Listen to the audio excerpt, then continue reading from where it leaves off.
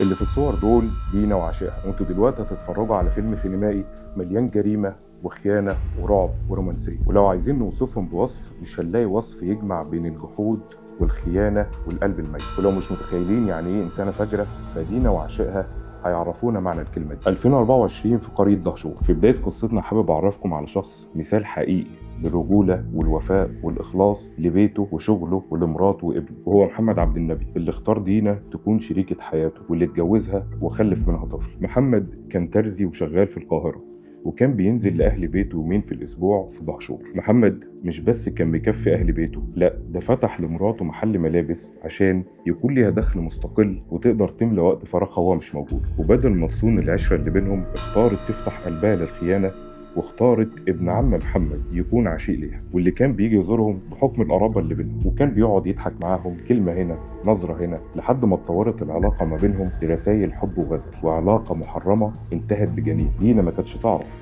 هو ابن محمد ولا ابن عشائها، وطبعا عشان ما يتكشفوش قررت هي وعشائها يتخلصوا من الجنين، وبعد كده يتخلصوا من محمد. وفي يوم خميس رجع محمد لأهل بيته، سلم على مراته وقال لها أنا هموت من الجوع، فانتهزت الفرصة وحاولت تسمه 3 مرات ولكنها فشلت. بعدها محمد دخل يرتاح في اوضته، فدينا اتصلت بعشائها وقالت له تعالى خلص عليه، انا مش عارفه اموته ده ب7 ارواح. وبالفعل الباب خبط، ودخل العشيق ومعاه عصايه حديد، ودخل على اوضه محمد اللي كان نايم فيها وقفل عليهم الباب وفضل يخبط فيه لحد ما اتاكد ان هو مات.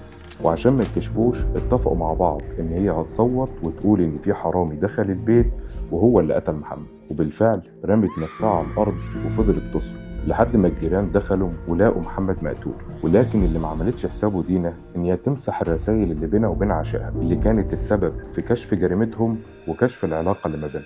رجال المباحث ما اقتنعوش بروايه دينا، بدأوا يفتشوا في موبايلها واكتشفوا الرسائل اللي بينها وبين العشيق، وحولوها على النيابة وتوجه ليها تهمة القتل العمد مع سبق الإصرار والترصد باعتبارها المحرضة، والعشيق هو الفاعل، واتحكم عليهم الاتنين بالإعدام، ومات الجدع على إيد عاشقة الحرام.